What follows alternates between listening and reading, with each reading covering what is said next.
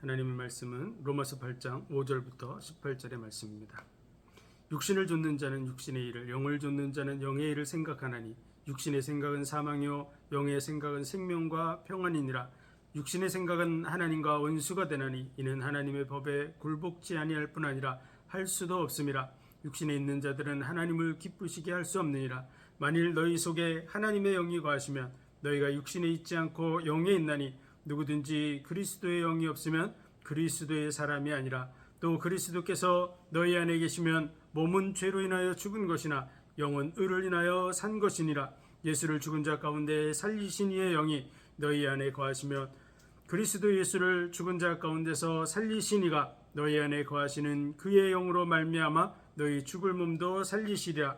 그러므로 형제들아, 우리가 빚진 자로 돼 육신에게 져서 육신대로 살 것이 아니니라.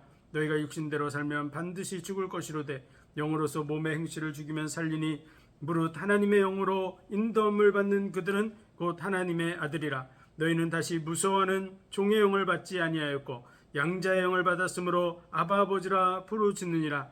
성령이 친히 우리 영으로 더불어 우리가 하나님의 자녀인 것을 증거하시나니 자녀이면 또한 후사 곧 하나님의 후사요 그리스도와 함께한 후사니 우리가 그와 함께 영광을 받기 위하여 고난도 함께 받아야 될 것이니라. 생각건대 현재의 고난은 장차 우리에게 나타날 영광과 좋게 비교할 수 없도다. 아멘. 기도하겠습니다. 하나님 은혜와 사랑 복 주신 감사합니다. 이 시간도 주의 성령께서 우리의 삶의 모든 부분을 인도하시고 우리로 하나님의 선하시며 온전하시며 기뻐하시는 뜻이 무엇인가 분별하고 그 뜻 가운데 세워지는 삶을 살아가게 하시고 또 많은 영혼들을 그 은혜 가운데로 인도하는 삶이 되게 하여 주옵소서. 모든 영광을 주님 받으시기 원하며 예수 그리스도 이름으로 감사하며 기도하옵나이다. 아멘.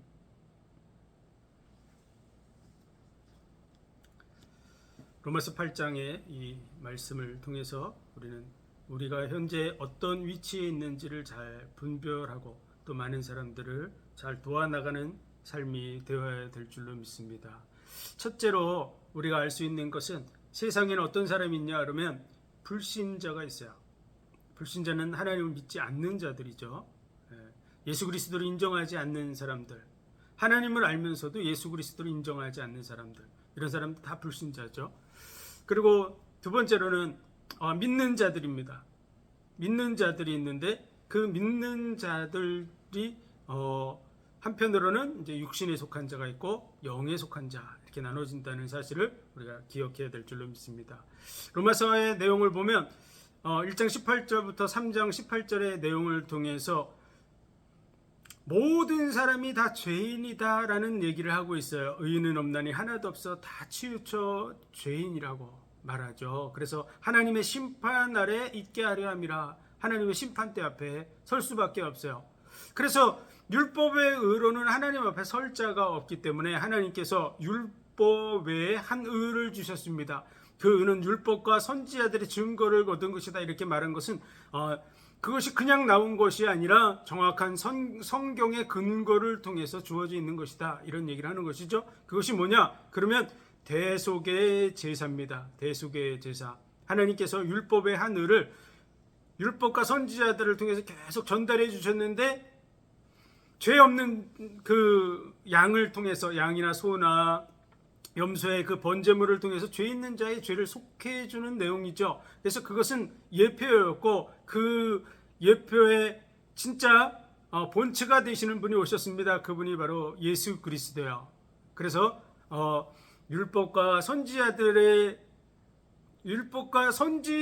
의해서 주어진 이 하나님의 의, 그것은 우리가 모든 사람이 죄를 범하였으며 하나님의 영광에 이르지 못하더니 그리스도 예수 안에 있는 속량으로 말미암아 값없이 의롭다 하심을 얻은 자 되었느니라. 그리스도 예수 안에 있는 속량으로 말미암아 값없이 의롭다 하심을 얻는 자가 되는 것입니다. 예수님께서 우리 죄를 짊어지시고 십자가에 대신 죽음으로 말미암아 그 의를 믿는 자마다 의롭다함을 얻는 것이죠. 그것을 통해서 지금 로마 교회의 많은 성도들이 믿는 자가 된 상태인데 그들에게 문제가 있었어요. 그 문제가 뭐냐면 율법을 지켜야 구원을 받는다고 하는 그런 부분이 교회 속에 들어와서 교회 속에서 교회를 혼란스럽게 하고 있는 상태. 근데 그런 문제가 로마 교회에만 있었던 것이 아니라 지금 초대교회에 많은 교회들에 그런 것이 있었어요. 그래서 갈라디아서도 그 내용을 쓰고 있고요. 히브리서도 유대교로 돌아가야 된다고 하는 그런 정도로 율법을 지켜야 된다고 하는 내용들이 교회들마다 찾아가서 교회를 어지럽히는 그런 문제 속에 있었습니다. 그래서 만약 우리 인간이 어떤 율법적 행위를 함으로써 의로워진다 그러면, 우리가 뭔가 한 것이 있어서 의로워진다 그러면 그것은 하나님의 은혜가 아니고 그것은 대가다라고 하는 것이 4장의 내용이죠. 그래서 로마 교회의 성도들이 그 문제에서 벗어날 수 있도록 로마서의 많은 부분이 답을 주고 있다는 사실을 우리는 기억해야 됩니다. 그래서 우리가 의롭다함을 받은 것은 우리의 의가 아니라 하나님의 의로 말미암은 것이고, 그 하나님은 예수 그리스도의 대속의 죽음을 통해서 이루어진 거예요. 그래서 그를 믿는 자에게 주시겠다고 하신 대로 우리가 믿음으로 말미암아 의롭다함을 얻은 자 되었습니다. 우리가 예수 그리스도를 믿음으로 말미암아 그 예수 그리스도의 십자가 죽음이 우리의 죽음이 되고, 우리가 그와 함께 장사 지낸 바 되는 그런 상태에 있게 되고, 그리고 율법에서 벗어난 자, 하나님의 은혜에 속한 자, 우리가 그 자리에 있는 줄 믿습니다. 그래서 하나님의 은혜로 값없이 의롭다 하심을 얻은 자 되었는 줄 믿습니다. 그것이 바로 성도들이에요. 성도들. 그래서 이 복음을 깊이 따지고 이해하면 사실은 한 사람 아담으로 말미암아 모든 사람이 죽은 것과 같이 예수 그리스도로 말미암아 모든 사람이 살 수 있도록 죄가 더한 곳에 은혜가 넘쳤다 이렇게 표현하고 있는데, 그 원어의 뜻을 보면 그 은혜가 풍성해서 그 아담의 죄로 인해 죽는 것보다도, 그 값보다도 더 풍성하다는 거예요. 그냥 넉넉히 구원에 이르게 할 만큼 풍성하다, 이런 표현을 쓴 거예요. 그래서 아담이 인간 중에서 대표자라면 예수 그리스도는 인간이 아니고 하나님이 대신 죽은 거기 때문에 능히 우리 죄를 다 속할 만큼 그렇게 넉넉한 줄로 믿습니다. 그래서 예수 그리스도께서 십자가에 죽으심으로 말미암아 온 인류의 죄가 100% 대속됐습니다. 그 100%는요 아담으로부터 예수 그리스도에 이르는 그 사람들뿐만 아니라 예수 그리스도로부터 지금에 이르기까지의 모든 사람도 포함하고 있을 뿐만 아니라 아직 태어나지도 않은 예수님께서 다시 오실 재림의 그 시간표까지의 모든 태어날 모든 사람들의 죄를 다 포함하고 있는 거야. 온 세상 죄. 그래서 한 사람이 모든 사람을 대신하여 죽었은즉 모든 사람이 죽은 것이라, 온 인류의 죄값을 예수님이 다 짊어지셨어요. 그래서 다 짊어졌기 때문에 이 혜택을 누구나 받을 수 있습니다. 과거, 현재, 미래의 모든 사람들도 다 받을 수 있는 것이죠. 그렇다 그러면 우리가 아직 짓지도 않은 죄도 그 안에 포함됐습니까? 당연한 것입니다. 그것은 무슨 얘기냐면 죄로 인해서 죄값이 사망인데 그 사망의 죄값을 예수님이 대신 지신 거야. 그래서 하나님의 법석에서는 우리는 죽은 자입니다. 죽은 자. 그리고 하나님 안에서 우리는 의롭다함을 받은 자예요. 그래서 우리에게는 결코 정죄함이 없는 것이죠. 그 상태 속에 있습니다. 그렇다고 아무렇게나 살아가라는 뜻은 아니죠. 하나님 안에서 살아가라고 권고하는 말씀이 6장 하반절에 있습니다. 그리고 남편이 죽으면 당연히 남편의 법에서 벗어나는 게 맞습니다. 남편이 죽었는데도 그 법에 얽매여서 그래 살아가야 된다는 것은 옳지 않습니다. 마찬가지로 율법에 대해서 우리가 죽었기 때문에 율법에 대해서 더 이상 영향을 받으면서 살아가는 것은 옳은 것이 아닙니다. 이미 끝난 상태죠. 그렇다고 해서 우리가 아무렇게나 살라는 뜻은 아니에요. 그런데 바울은 이 복음의 진리를 너무나 잘 알고 나서 하나님의 은혜를 생각하면 할수록 하나님의 뜻대로 살고 싶은 그 마음이 간절해지는 거죠. 우리도 예수 그리스도를 모를 때는 교회를 핍박하기도 하고 예수 그리스도를 대적하기도 하고 예수 그리스도를 전파하는 사람들을 조롱하기도 하고 하지만, 그러나 어느 날 예수 그리스도를 온전히 알게 되면 삶이 변화되게 됩니다. 내 인생이 정말 죄로 얼룩져 있는데 그 죄의 문제를 예수님이 다 해결하셨구나. 그리고 하나님이 우리를 사랑하시는데 생명을 내어줄 만큼 사랑하시는구나. 이 땅의 삶은 잠시 잠깐이지만 영원한 나라가 준비되어 있구나. 이런 걸 생각하고 살아가면 정말 감사할 수밖에 없습니다. 뿐만 아니라 현재 우리가 먹고 입고 마시는 모든 것들도 다 하나님 주신 것이죠. 100% 하나님의 것을 누리고 살았다는 것이 깨달아집니다. 그래서 범사에 감사하는 이런 마음이 생겨납니다. 감사가 생겨나면 생겨날수록 우리 마음속에 그래 하나님의 뜻대로 살아야지라는 그러한 마음이 우리 마음의 소원 속에 생겨날 수밖에 없는 것이 당연한 것입니다. 누구한테 은혜를 줬어요? 그 사람에게 네가 굶어 죽어야 되는데 뭐 쌀을 그때마다 계속 준다 그러면 한 번 먹고 두 번 받아 먹고 세 번 받아 먹고 10번 받아 먹고 뭐 자꾸 그렇게 하면 나도 저 사람을 위해서 뭔가 해야지 이런 마음을 갖는 것이 당연하듯이 우리가 하나님의 은혜를 깨달으면 깨달을수록 그래 내가 하나님을 위해서 뭔가 하면서 살아야지 이런 생각을 하는 것은 인간이라면 지극히 당연한 것이죠. 바울도 마찬가지예요. 하나님의 은혜를 깨닫다 보니까 정말 하나님 앞에 온전한 삶을 살아야지라는 그런 마음을 갖게 된 거죠. 그래서 하나님의 뜻대로 어떻게 하면 온전하지 이렇게 생각하고 뭘 고치려고 생각하냐면 육신적인 부분을 고치려고 하는 거죠. 뭔가 잘못하고 있는 부분을 하나하나 해결해 보려고 하는 그런 생각을 가진 것입니다. 그래서 바울이 자신은 육신에 속하여 이렇게 표현하고 있는 거죠. 육신적인 부분을 생각한 거예요. 그랬더니 계명이 이름에 이런 얘기를 기록해 놓은 것은 육신적인 것을 생각하는 속에서 계명을 적용하게 되는 것이죠. 율법도 적용해보고 계명도 적용하게 되는 이런 상태가 된 거예요.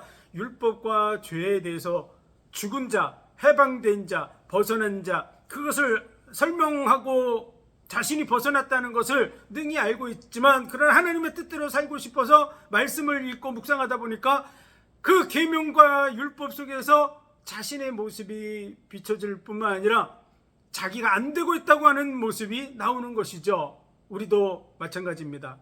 우리도 하나님의 뜻대로 살고 싶은 마음이 간절하지만 우리가 100% 완전한 삶 속이 그 완전한 삶이 됩니까? 안 됩니까? 안 되고 있잖아요. 그렇죠? 그래서 내가 마음으로는 하나님의 법대로 살고 싶은데 육신으로는 죄의 법을 섬기노라 이렇게 고백하는 것이죠. 그러면서 오라 곤고한 자로다 이 사망의 몸에서 누가 나를 건져내라 이 육신적으로 안 되고 있는 그런 부분 그 갈등이 바울에게 충만한 거죠. 그런 속에서 내가 예수 그리스도로 말미암아 하나님께 감사한다. 마음으로는 하나님의 법을 육신으로는 죄의 법을 섬기는 이 상태도 하나님의 계획 속에 있구나. 그걸 깨달은 것이 7장 마지막 절이고 이제 8장에서 그리스도 예수 안에 있는 자에게는 결코 정죄함이 없다. 끝났다고 하는 것을 얘기해주고 있죠. 다 끝났구나. 그리스도 예수 안에 있는 자에게는 다 끝났다. 그리고 생명의 성령의 법이 죄와 사망의 법에서 너를 해방하였음이라 다 끝났다는 부분을 첫 번째로 선포합니다. 그러면서 이제 중요한 얘기를 하고 있어요. 그게 오늘 본문의 내용입니다. 그래서 이걸 깨닫지 못하면 계속해서 쳇바퀴 도는 삶을 살게 돼 있어요. 그게 뭐냐면 불신자는 아직 예수 그리스도를 모르고 그리스도 안에 안 들어온 자입니다. 이미 예수님의 대속의 은혜는 주어졌지만 그걸 깨닫지 못하는 자예요. 그들은 구원받아야 되는 게 우선순위입니다. 그런데 이제 우리들은 어떤 상태냐? 로마 교회의 상태는 어떤 상태냐? 그러면 예수 안에 들어와 있어요. 근데 예수 안에 들어와 있으면서도 둘로 나눠져 있는 거예요. 하나는 육신에 속한 자이고 하나는 영에 속한 자입니다. 그래서 예수 믿으면서도 육신에 속한 자가 있고 영에 속한 자가 있어요. 바울이 지금 7장에서 오라 곤고한 자로다 하는 그 상태에서는 육신에 속한 부분을 완벽하게 고쳐보려고 하는 그런 상태에 있는 거죠. 그러면서 뭘 적용합니까? 율법과 계명을 적용해 보는 것이죠. 그랬더니 안 되는 자기가 발견되는 거예요. 그래서 오늘 말씀에도 그 말씀을 하고 있는 거예요. 5절에 보면 육신을 쫓는 자는 육신의 일을, 영을 쫓는 자는 영의 일을 생각하나니. 우리는 구원받은 자입니다. 그리고 영적으로는요, 구원받은 자는 다 하나님의 영이 우리 속에 들어와 있어요. 그래서 그 부분을 오늘도 표현하고 있는데 9절의 말씀 우리 함께 읽겠습니다. 시작. 만일 너희 속에 하나님의 영이 거하시면 너희가 육신에 있지 아니하고 영에 있나니 누구든지 그리스도의 영이 없으면 그리스도의 사람이 아니라. 이것은 지금 로마 교회를 향해서 하는 거예요. 그들은 이미 예수 믿기로 작정된 자들이 모여 있는 거예요. 로마 교회. 그 당신은 어떤 상태냐? 그러면 환난과 핍박이 주어지고 있는 상태예요. 그런 속에서 교회에 모인다는 것은 꼭 북한에서 예수 믿는 거하고 같은 거예요. 그렇다 그러면 그런 사람들은 거의 다 예수 그리스도를 온전히 아는 사람들일 가능성이 아주 다분합니다. 왜냐하면 환난과 핍박, 죽느냐 사느냐 이런 어려움 속에서도 하나님을 예배하고 교회에 모이고 이런 사람들이라면 믿음이 있는 사람들이에요. 그러나 혹시 그 중에도 안 믿으면서 와 있는 사람도 있지 않겠습니까? 그런 부분에서 이렇게 표현하고 있는 거예요. 만에 하나 이런 얘기를 하는 거죠. 너희가 진짜로 예수 믿는 자라면 하나님의 영이 너희 속에 있다 이런 얘기를 하고 있는 거야. 만일 너희 속에 하나님의 영이 있다면 너희는 육신에 있지 않고 영에 있다. 영적인 사람이다. 그런 얘기를 하는 것이죠. 그런데 뭐가 육신에 속했을까요? 뭐가 속했을까요? 그게 생각이에요. 생각. 상태적으로는 하나님의 영이 우리 속에 들어와 계시기 때문에 우리는 육신에 있지 않고 영에 있습니다. 그게 우리의 상태예요. 믿는 자의 상태예요. 그런데 우리의 생각이 육신에 속해 있으면 육신의 일을 추구하고 있는 거예요. 그게 지금 5절 얘기예요. 육신을 쫓는 자는 육신의 일을, 그리고 영을 쫓는 자는 영의 일을 생각하나니. 다시 말해서 이것은 육신을 쫓는 자는 육신의 일을 생각하고 영을 쫓는 자는 영의 일을 생각한다. 이게서 그 생각이 하나가 생략된 거죠. 같은 얘기니까. 그래서 육신을 쫓는 자는 육신의 일을 생각하는 거예요. 그게 뭐죠? 그게 바로 율법적으로 하라 하지 말라의 이 일을 계속해서 되새김질하고 있는 것이죠. 그래서 육신의 일을 생각하면 어떻게 됩니까? 7장에서의 바울처럼 생각하는 거죠. 계명과 율법을 적용해 보니까 자신이 마음으로는 하나님의 법을, 육신으로는 죄의 법을 섬기고 있는 그 상태 속에 머물러 있는 거야. 그래서 이 육신의 생각, 율법을 따라서 생각하는, 거기서 벗어났음에도 불구하고 그 생각을 하면 사망이요, 육신의 생각은 사망에 이르게 됩니다. 불신자들이나 지금 유대인들이 거의 교회에 와서 율법을 지켜야 구원을 받는다, 율법을 지켜야 된다는 부분을 계속해서 강조함으로 인해서 교회가 문제가 생겨 있는 상태거든요. 그와 마찬가지로 지금 육신에 속한 자들은 율법적인 걸 적용하고 있는 거예요. 그런 상태 속에서 만약 하나님의 영이 너희 속에 거하면 너희는 육신에 있지 않고 영에 있다. 영에 있다. 너희가 정말 성령 받은 자면 너희는 이제 더 이상 육신에 있는 자가 아니다. 이런 얘기를 해준 거죠. 그런데 육신에 속해서 자꾸 율법적인 거를 적용하는 거예요. 그럼 결과가 어떻게 되죠? 그런 육신에 속한 자, 그러니까 불신자나 또 유대인들, 예수 그리스도를 믿지 않는, 그래서 하나님의 영을 받지 않은 그런 유대인들, 교회 속에는 들어왔지만 교회를 어지럽히고 있는 이런 사람들, 그들은 사망의 상태에 있습니다. 영적으로. 더더구나 예수 그리스도를 믿으면서도 육신적인 거에 속하면 결국은 바울이 고백하는 대로 그 사망에 속한 자리에 내려가는 것이죠. 네? 그래서 바울이 자기를 표현할 때 그러잖아요. 이 7장 12절에 보면 7장 11절, 죄가 기회를 타서 계명으로 말미암아 나를 속이고 그것으로 나를 죽였는지라, 이렇게 표현하잖아요. 사망이라고 하는 단어나 죽었다고 하는 단어나 같은 단어죠. 내용의 뜻이 같습니다. 죄가 기회를 타서 계명으로 말미암아 나를 속이고 그것으로 나를 죽였다 이렇게 얘기하고 있는데, 바울은 영적으로 율법에서 벗어났어요. 예수님이 대신 죽었어요. 그래서 더 이상 죽지 않습니다. 예수 믿는 자는 안 죽습니다. 물론 육신적으로는 죽지만, 육신적으로의 육체의 생명은 끝나지만 영적으로는 안 죽어요. 그리스도 예수 안에서는 결코 정죄함이 없을 뿐만 아니라, 예수님께서 나는 부활이요 생명이니 나를 믿는 자는 영원히 죽지 않는다고 말씀하셨어요. 그래, 안 죽어요. 근데 지금 표현이 나를 죽었는지라 이렇게 표현했잖아요. 근데 바울이 실제 육신이 죽은 얘기하는 거 아니죠. 육신 안 죽었어요. 지금 영적으로 죽은 얘기를 하는 거예요. 무슨 얘기죠? 하나님과의 관계가 단절되는 얘기를 하는 거예요. 죽음이라는 것도 우리가 생각할 때 많은 사람들은 죽음 그러면 영원히 끝나는 것처럼 생각하는 것이 죽음입니다. 그런데 성경적으로 죽음을 정의해 보면 영원히 끝나지 않습니다. 우리 인간은요, 육체의 죽음이 있어요. 육체의 죽음은 영혼과 육체가 분리되는 것을 말해요. 그래서 육체는 썩어지지만 사실은 영혼은 아직도 살아있어요.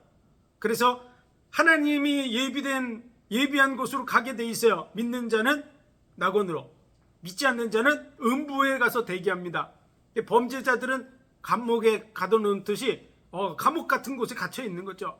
우리 믿는 자들은 낙원에 가 있어요. 쉰다고, 그것에서 언제까지? 예수님이 다시 오실 때까지 쉬는 거예요. 기다리는 것이죠. 영혼 안 죽었어요. 그 상태 그대로 기다리고 있는 것이죠. 그리고 영혼의 죽음, 그럼 영혼의 죽음은 뭡니까? 하나님과 인간이 영적으로 분리되는 걸 말하는 거야. 다시 말해서 육신의 죽음, 그러면 육체와 영혼이 분리되는 걸 말하고, 영혼의 죽음, 그러면 하나님, 생명의 근원 대신 하나님과 인간이 분리되는 걸 말하는 거야. 그래서 영원한 죽음, 그것은 하나님 없는 영원한 멸망의 것, 그것이 지옥입니다. 그래서 영적으로는 그래요. 그래서 죽었다 이렇게 표현되지만 실질적인 그 의미를 보면 분리됐다, 이런 의미가 맞는 거야. 그래서 영혼과 육체의 분리, 하나님과 인간의 분리, 그리고 영원한 죽음, 영원히 하나님이 없는 곳으로 분리되는 것, 그것이 지옥입니다. 그곳에서 형벌받게 돼 있어요. 안 죽어요. 영적으로는 그 영혼은요 그대로 살아있지만 하나님 없는 영원히 불타는 곳에서 고통받는 것, 그걸 지옥이라 그래요. 그래서 진정한 의미를 살펴보면 자꾸 하나님과 분리된다는 얘기를 하고 있는 거예요. 이게 죄가 기회를 타서 계명으로 말미암아 나를 속이고 그것으로 나를 정죄해서 네가 죄인이다, 너 같은 게 하나님 앞에 설 수 있어, 이런 식으로 우리 자신의 육신적인 모습을 보면 자꾸 정죄를 받죠. 그래서 마음으로부터 하나님 앞에 담대히 나아가지 못하고 멀어져 가는 것이죠. 하나님과 점점 분리되는 상태를 얘기하는 거, 그게 지금 바울의 질정의 상태예요. 하나님 앞에 똑바로 서고 싶은데 죄인으로 발견되는 자기의 모습을 보면서 사람이 어떻게 하나님 앞에 더 가깝게 가기가 쉽겠어요? 거룩한 그분 앞에 점점 못 나가는 거죠. 영적으로 분리되는 상태, 이걸 얘기하는 거야. 마찬가지로 오늘 본문의 말씀도 마찬가지야. 그래서 육신에 속한 자들은 하나님과 분리되어 있어요. 믿지 않는 자, 또 유대교회에 속한 자, 그들은 하나님과 완전히 분리되어 있어요. 근데 그리스도 안에 들어와 있으면서도 하나님과 영적으로 자꾸 관계가 멀어져 있는 그 상태, 멀어져가는 그 상태를 사망에 이르는 그런 얘기를 하고 있는 거야. 그런데 반대편은 뭐죠? 육신의 생각입니다. 사망. 어디로 가요? 멀어지는 데로 가요. 분리되는 곳으로 가요. 그런데 영의 생각은 뭐죠? 생명을 얻게 되는 거야. 그리고 뭐가 임하죠? 평안이 임하는 거야. 무슨 평안입니까? 그리스도 안에서 구원받은 자로서의 평안을 누리게 되는 거야. 내가 진정으로 구원받은 자, 예수 그리스도의 영이 우리 속에 온 자가 맞습니까? 그렇다면 구원받은 자야. 그렇다면 당연히 뭐가 있어야죠? 평안이 있어야 돼. 평안. 이 구원이 취소가 안 돼요. 그런데 육신을 보면 어떻죠? 죄인이라는 게 자꾸 발견되죠. 그럼 구원받지 못할까 봐 두려워하는 거, 육신을 보면 볼수록. 그 안에 뭐가 없겠습니까? 평안이 없어지는 거죠. 근데 영의 생각은 뭐라고요? 생명과 평안이니라. 여기서 지금 계속해서 반복해서 나오는 것이 바로 생각이에요. 생각이 정죄를 받지는 않습니다. 생각에 대해서 심판하고 그런 게 아니에요. 생각은 이렇게도 할 수 있고 저렇게 할 수 있어요. 그런데 그 상태가 점점 발전돼 가게 돼 있죠, 생각은. 그래서 그 생각이 중요한 거야. 어떤 생각을 하느냐에 따라서 방향이 달라지는 것이죠. 그래서 육신의 생각을 하면 자꾸 사망 쪽으로 가는 거야. 영의 생각을 하면 생명과 평안 속으로 자꾸 들어갑니다. 그래, 하나님이 나를 사랑하시지. 얼마큼 사랑하셔? 십자가에 못 박혀 죽을 만큼 날 사랑하셔. 날 구원하시려고 이 땅에 오신 거야. 나의 모든 죄와 허물을 담당해 주시려고 오신 거야. 내가 해결할 수 없기 때문에 예수님이 대신 죽으신 거야. 마귀가 나를 속이지만 마귀 문제를 완전히 해결하셨어. 이런 영적인 부분들을 깊이 생각하면 누릴수록 뭐가 임합니까? 평안. 그래서 나는 평안에 속한 자입니까? 평안을 말하는 자입니까? 평안에 속한 자는 평안을 말하겠죠. 근데 두려움이 있는 자는 어떻습니까? 시간 지나면 말하는 것이 자꾸 두려움을 얘기하죠. 사람들에게 두려움을 주는 얘기를 합니다. 왜? 자기 자신이 두려워하기 때문에. 그걸 영적으로 비춰보면 육신에 속한 생각을 하고 있는 사람들입니다. 완전히 육신이 있는 불신자는 아니지만 육신에 속한 생각을 하는 거야. 그것을 도표로 쫙 만들어서 주셨는데 그게 바로 성막입니다. 성막. 그래서 지난번에 설명하고 계속해서 설명하지만 꼭 기억해야 됩니다. 성막을 보면 담장을 쳐놨어요. 그 담장은 거룩한 것과 속된 것이라고 돼 있어요. 그 하나의 막을 지날수록 거룩한 것과 속된 것에 구별이 됩니다. 그래서 불신자, 믿지 않는 자들이 양의 문을 통해서 성막 속으로 들어옵니다. 그러면 거룩한 자가 돼요. 그런데 그 성막 속에 착 들어오면 거기는 밖에 세상에 비치는 빛과 똑같은 빛이 비치는 것이죠. 그리고 거기에 있는 모든 기구는 노수로 되어 있습니다. 그것은 하나님의 저주를 상징하는 거야. 율법적인 것을 상징하는 거야. 율법은 유두리가 없어요. 이렇게. 그리고 율법이 유두리가 있으면 안 됩니다. 법이 뭐 살인을 했는데 이 사람 죽여도 되고 안 죽여도 되고 막 이런 식으로 되면 어떤 사람은 안 죽이고 어떤 사람은 죽이고 이렇게 부정확하게 하면 형평성이 떨어지는 것이죠.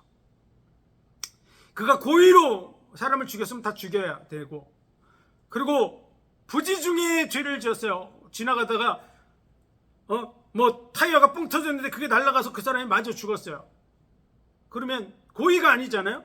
그런 부분에 대해서는 살려주게 돼 있습니다. 이렇게 정확하게 돼 있어요. 눈에는 눈, 이에는 이. 그게 정확해야 돼요. 모든 사람에게 대해서 정확하게 적용되는 거, 그게 율법이에요. 그렇기 때문에 유두리가 없어요. 여유가 없어요. 이게. 그러나 은혜는 여유가 있습니다.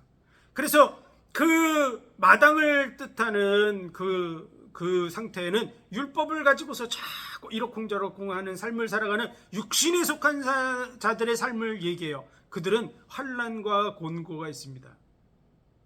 왜? 스스로 평생 시달릴 뿐만 아니라 다른 사람들을 시달리게 하고, 그리고 다른 사람들을 정죄하고 판단하고, 이런 일을 하고 자기도 스스로 정죄하고 판단해서 자유가 없어요. 평생 그러고 사는 거예요. 그러나 영에 속한 사람들은 예수 그리스도의 그 보혈의 피를 의지해서 물두멍을 통과해서, 그래서 예수님이 이 수족을 씻으라고 얘기하는 거야. 수족을 씻어주시면서 내 발을 씻지 않으면 너와 내가 상관이 없다 이렇게 얘기했는데요. 왜 상관이 없다 그랬을까요? 지옥에 간다는 뜻이 아닙니다. 제자들을 지옥에 간다고 표현한 게 아닙니다. 예수 그리스도께서 주시는 그 은혜 속으로 못 들어가기 때문에 얘기하는 거예요. 예수 그리스도로 말미암아 주어지는 그 은혜가 어딨냐? 그러면 그 안에 성소 속에 있습니다. 그래서 떡상이 있죠. 그 떡상과 금초대와 향단이 있는 그 성소 속으로 들어가는데 그거는 세상의 빛이 비추지 않아요. 7 금초대의 불빛이 그 안을 비추고 있습니다. 그것은 성령의 인도함, 성령의 조명을 뜻하는 것이죠. 그래서 성령의 인도함을 받는 우리의 삶이 되어야 될 줄로 믿습니다. 그래서 그 성령이 우리 속에 들어와 계시고 우리는 성령의 인도함을 받아야 되는 사람이고, 성령의 인도함을 받아서 뭐 해야 되냐 그러면 예수 그리스도의 살과 피, 그 십자가의 대속의 은혜를 늘 되새김질하는 거야. 그래서 영의 양식, 영의 양식인 이 예수님의 살, 예수님의 피, 포도주와 떡상을 통해서 그것을 되새김질하고 하나님의 뜻이 무엇인가 분별하는 그러한 삶을 살아나가야 될 줄로 믿습니다. 7절, 육신의 생각은 뭐가요? 육신의 생각은 하나님과 원수가 된다, 이렇게 표현하죠. 뭐에 대한 원수일까요? 너희가 이는 하나님의 법에 굴복치 아니할 뿐 아니라 할 수도 없습니다. 하나님의 법이 있습니다. 하나님의 법이 뭘까요? 율법인가요? 율법도 하나님의 법 맞습니다. 근데 율법만 하나님의 법이 아니에요. 율법에 한 의를 주셨는데 믿는 자에게 구원을 주겠다고 한 이 부분도 하나님의 법이에요. 그래서 뭐라고 그러죠? 믿음의 법, 믿음의 법으로니라, 이렇게 얘기하잖아요. 믿음의 법은 하나님의 법 아닙니까? 율법만 하나님의 법입니까? 그렇지 않죠. 율법도 하나님의 법, 또 믿음의 법도 하나님의 법입니다. 그렇다 그러면 다 하나님의 법이죠. 네, 그거에 굴복치 않는다는 거예요. 육신에 속한 자들은 율법 가지고만 따지기 때문에 이 믿음의 법을 무시하기 때문에 하나님과 뭐가 됩니까? 원수가 된다, 이렇게 표현하고 있죠. 근데 그 표현의 뜻은 뭐냐면 반대하는 자가 된다, 그 말이에요. 하나님의 법에 반대하는, 굴복치 아니할 뿐 아니라 이렇게 돼 있죠. 순종하지 않는, 따르지 않는, 이런 말이에요. 그래서 하나님의 법이 주어져 있어요. 그게 율법과 믿음의 법이 다 하나님의 법입니다. 그런데 율법만 따르고 하나님의 법인 이 믿음의 법을 따르지 않아요. 그런 사람이 누구였을까요? 유대인들, 교회 속에 들어와서 율법을 지켜야 구원받는다고 얘기하고 있는 유대인들. 그런데 그들이 하나님의 법을 가지고 있어요. 일부. 그게 율법이에요. 근데 그들이 하나님의 의에 이르지 못했다고 말씀하고 있습니다. 우리 8장, 지금 8장을 하고 있지만 9장에 그 얘기를 하고 있어요. 그래서 그들이 왜 하나님의 의에 복종치 않았습니까? 자기의 의를 세우려고 애써 하나님의 의에 복종치 않았느니라. 그들이 누구예요? 유대인들. 그런 일을 했던 사람이 누굽니까? 바로 바울 자신이었어요.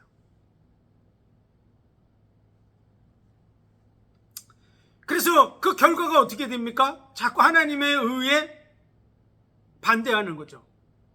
불순종하는 거예요. 결과가. 그래서 육신의 생각은 하나님과 원수가 되나니, 이 원수라는 말의 원래의 뜻이 반대의 이유, 증오, 불순종의 이유를 얘기하는 거야.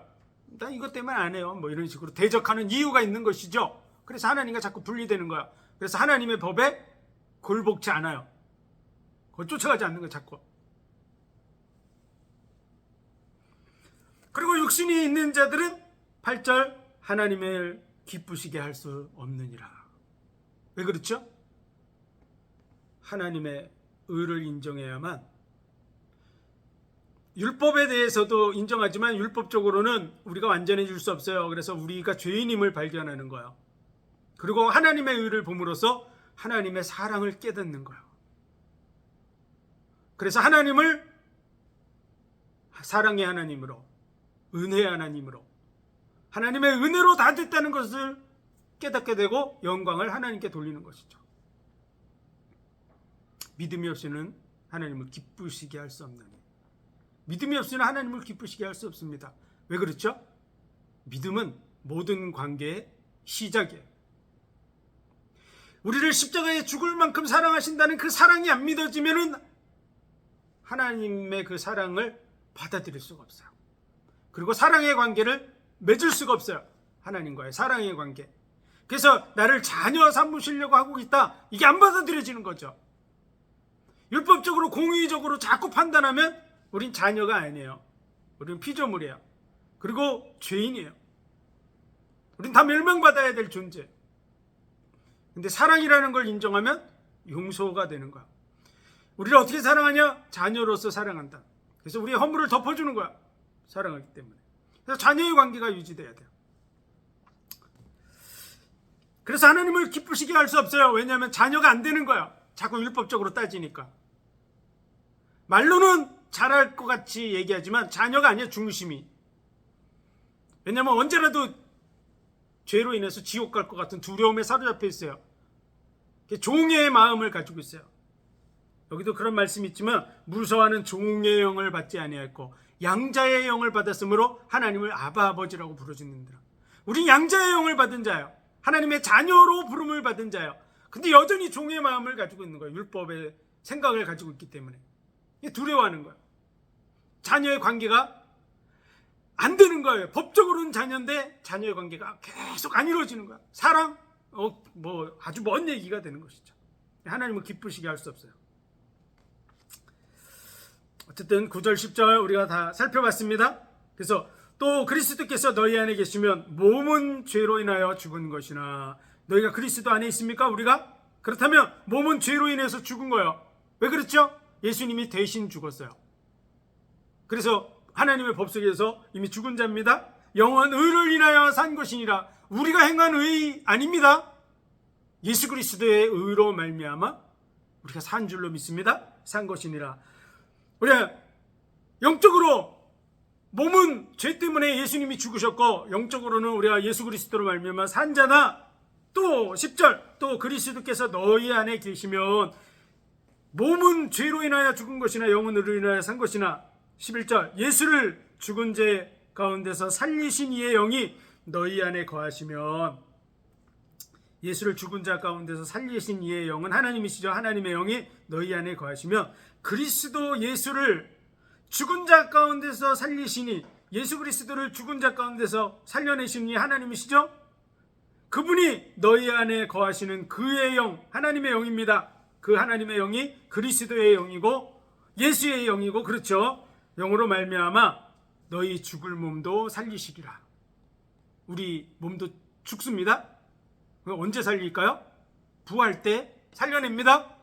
영적으로 너희가 죽은 자다. 예수 그리스도와 함께 죽고 영적으로 산 자다. 그런데 너희 육체도 예수님을 그 육체의 죽음 가운데서 살려내신 그 하나님이 그 우리 속에 있는 그리스도의 영, 하나님의 영으로 말미암아서 너희 육체도 나중에 살려내신다. 이렇게 얘기하고 있는 말씀에, 이게 언제? 부활 때 이루어지는 일입니다. 이거는 부활 때 살려내는 거예요.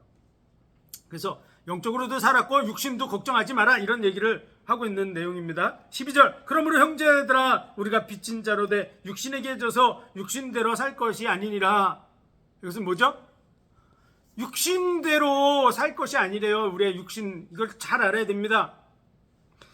자꾸 바울과 같이 율법을 적응해서 율법적으로 완전한 삶을 살아야 되겠다라고 해서 육신에 속해서 육신의 생각을 가지고 육신적인 것을 도전하고 그러면 시간이 지나면 반드시 점점 멀어지게 됩니다.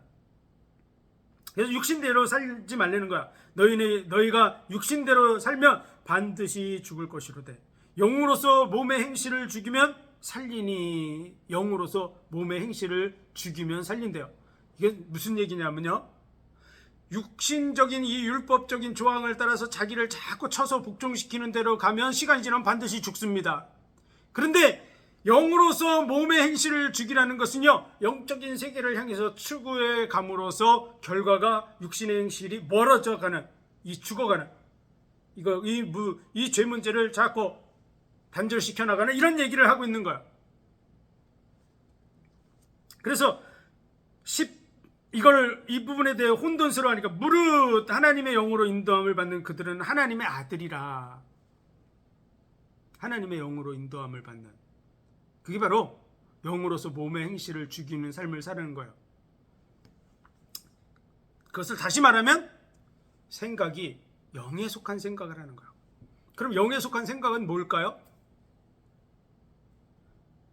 성령의 9가지 열매를 맺는 삶, 뭐 이런 식으로 얘기하는데, 그거는 여기서 본문에서 얘기하는 게 아닙니다. 본문은 지금 8장에서 얘기하는 영에 속한 삶은요, 하나님의 사람들을 마다들의 형상을 본받게 하시려고 모든 만물도 함께 참석하고 있고요, 탄식하면서 이 일에 동참하고 있고, 우리도 돕고 있고, 성령도 돕고 있고, 하나님도 돕고 있고, 예수 그리스도도 돕고 있다고 얘기하고 있는 거예요.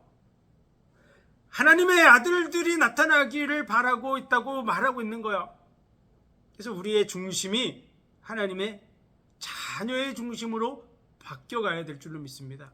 이 일을 향해서 힘써 나가는 거예요. 근데 그게 잘 됩니까? 잘 안 돼요. 그렇기 때문에 현재의 고난은 장차받을 영광과 좋게 비교할 수 없다, 이렇게 얘기하고 있는 것이죠. 마다들의 형상을 본받게 하려는 거야. 이게 무슨 얘기냐면 에베소서 1장에 보면 창세전에 하나님께서 하늘에 속한 모든 신령한 복으로 우리에게 복을 주셨는데, 그 복이 뭐냐? 그럼 예수 그리스도 안에서, 사랑 안에서 거룩하고 흠이 없는 하나님의 아들들이 되게 하시는 것이에요. 그래서 하나님의 아들들이 되어서 그 은혜와 영광을 찬송하게 하려 함이라. 우리가 법적으로는 예수 그리스도를 믿는 순간 하나님의 자녀가 됐습니다. 양자의 영을 받았기 때문에 하나님을 아버지라고 부르짖는 자녀가 됐어요. 법적으로는 자녀예요. 그래서 그 법을 취소시킬 사람이 아무도 없어요. 그런데 문제는 우리 중심이 자녀가 아니에요. 그렇기 때문에 지금 육신에 속한 자들은 육신적인 삶을 생각하고 맨날 판단하고 정죄하고 그럴 뿐만 아니라 자기 자신도 정죄해서 하나님으로부터 자꾸 멀어져요. 그리고 하나님 앞에 두려움을 가진 종의 영에 받은 상태에 머물러 있는 거예요. 그 체질대로. 그래서 하나님 종이 아닙니다. 양자의 영을 받았으므로 하나님의 아들들이라고 말하고 있어요. 그럼에도 불구하고 전에는 종이었었죠. 유대인들, 지금 교회 속에 들어온 그들은 여전히 종입니다. 지금 구원받은 자가 아니에요. 자녀가 아니에요. 그 유대인들이 지금 교회 안에 들어왔으면서도 동일한 그런 종의 생각을 가지고 두려운 마음으로 서 있을 뿐만 아니라 다른 사람들도 두렵게 만들고 있는 것이죠. 그런데 우리는 양자의 영을 받은 자입니다. 문제는 우리의 중심이 아직 하나님의 자녀가 되지 못한 거야. 무슨 얘기냐? 지난번에도 설명했지만 고아원에서 애를 데려왔는데 그 애가 그 호적상으로는 자녀가 됐는데 실제로 나의 아버지입니다, 당신은 진정한 나의 아버지입니다 라고 그 아이가 받아들이고 생각하고 느끼고 적용하고 이런 단계가 안 돼 있는 거하고 같은 거죠. 그래서 문제만 있으면 역시 나의 친아버지가 아니니까 나에게 이렇게 하는 것이지, 이렇게 생각하는 수준이라 그 말이죠. 그래서 언제라도 아버지가 나를 내칠 수 있다, 나를 버릴 수 있다, 우리 친아버지가 나를 고아원에 준 것처럼 언제든지 나를 버릴 수 있다, 이런 생각을 하고 있는 진짜 아들이 아닌 이런 상태와 같이 우리가 그리스도인임에도 불구하고 하나님의 자녀라고 얘기하고 있음에도 불구하고 하나님의 자녀의 중심이 아닌 이런 상태에 있는 거예요. 하나님의 아들들이 되게 하시려고, 맏아들의 형상을 본받게 하시려고, 그게 바로 하나님이 이루어 가시려고 하는 거예요.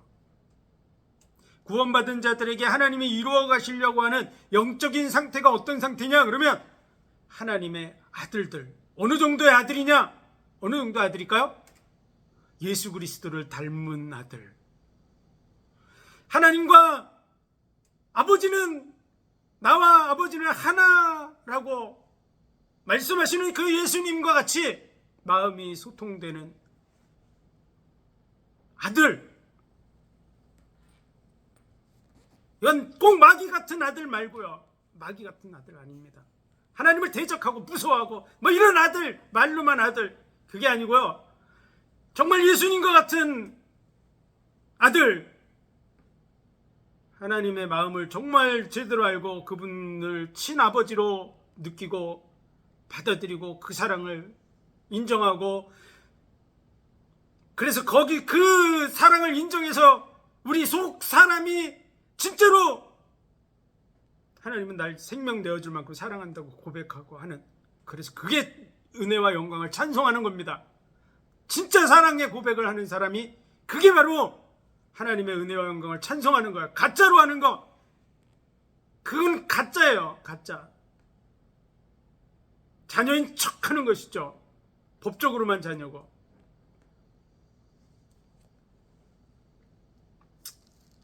그래서 무릇 하나님의 영으로 인도함을 받는 그들은 하나님의 아들이라.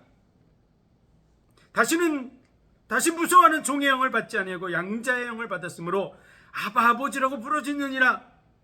근데 잘 안 되죠. 그러니까 성령이 친히 우리 영으로 더불어 우리가 하나님의 자녀인 것을 증거하신다고. 얘가 자녀입니다. 이렇게 하도 엉뚱한 길로 생각하고 멀어져 가고 두려워하고, 그러니까 그래도 얘가 하나님의 자녀입니다. 이렇게 얘기하는 거예요. 그 정도의 수준인 거죠. 예? 자녀이면 또한 후사 곧 하나님의 후사요 그리스도와 함께한 후사니 우리가 그와 함께 영광을 받게 하여 고난도 함께 받아야 될 것이니라. 후사는 뭡니까? 천국을 유업으로 받을 자다, 이런 뜻입니다. 다른 말로 하면 천국에 들어간다, 꼭 들어간다, 그 말이에요. 내 땅인데 내가 못 들어간다, 이게 그렇게 적용하는 사람은 말도 안 되는 얘기를 하는 겁니다. 그 누가 주로 하죠? 마귀가 그렇죠. 내 땅인데 못 들어가게 하는 거예요. 그런 얘기하면 안 됩니다. 당연히 들어간다, 이 얘기를 하는 거야. 천국에 네 기업이다, 네 거다, 이런 얘기를 해주고 있는 얘기죠. 자녀이면 후사, 후사이면 그리스도와 함께 한 후사기 때문에 아무도 끊을 수 없어요. 그냥 후사가 아니에요. 그리고 이 일에 대해서 성령이 보증으로 증거하시는 거야. 후사는 맞습니다. 얘가 지금 좀 덜 떨어져 보여도 아직 덜 됐어도 천국에 가는 게 맞습니다. 이렇게 얘기를 해준다, 그 말이죠. 네? 성령에 속한 사람이면 당연히 그렇게 얘기해 줘야 됩니다. 목회자가 성령에 속한 사람이 맞으면 예수 믿는 사람에게 대해서 하나님의 자녀입니다라고 말해주는 게 맞습니다. 천국에 갑니다라고 말하는 것이 맞습니다. 예수님이 온 인류의 죄를 다 대속하셨어요. 100% 값이 지불됐어요. 근데 왜 천국에 못 간다고요? 깨닫지 못해서, 그 복음을 듣지 못해서, 깨닫지 못해서, 마귀가 그 마음속에서 빼앗아가서. 근데 그 역할을 목회자가 하면 되겠습니까? 예수님이 십자가를 지심으로 온 인류가 구원받도록 하셨는데요, 누구든지 주의 이름을 부르는 자는 구원을 얻으리라고. 거기에서 벗어난 자가 한 사람도 없는데, 듣지 못해서 못 들어오고 있다는데 들은 사람의 문을 막아요. 듣고 이제 들어오려고 그러는데 안 된다고 문을 막고, 예수님의 그 십자가의 대속의 의미가 당신에게 적용 안 된다고 가르치는 그런 말도 안 되는 그런 일을 하고 있으면 되겠습니까? 그건 있을 수가 없는 거예요. 성령에 속한 자면 성령이 뭐 한다고요? 우리를 증거하신다고. 우리가 자녀인 것을 증거하시나니 우리가 구원받은 자라고 하는 얘기를 해줘야 됩니다. 그리고 어디로 들어가야 됩니까? 성령의 인도함 속에서 하나님의 아들들의 그 마음을 갖는 자로 갈 수 있도록 도와주는 역할을 해야 돼요. 이건 구원받았는데도 문에도 못 들어가게 막고 있는 그런 상태에 있으면 안 됩니다.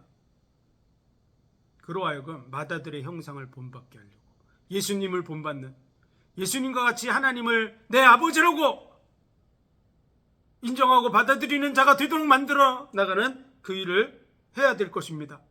그것이 쉬운 일이라고요? 쉽지 않습니다. 그래서 영광을 받기 위하여 고난도 함께 받아야 될 것이니라. 생각건대 현재의 고난은 장차 우리에게 나타날 영광과 좋게 비교할 수 없도다. 이 일을 계속 도전해 나가고 힘써 나가야만 시간이 지나면 우리의 중심이 맏아들의 형상을 본받은 아들의 중심이 되는 거야. 우리가 설교하는 것, 목회자들마다 정말 조심해야 될 겁니다.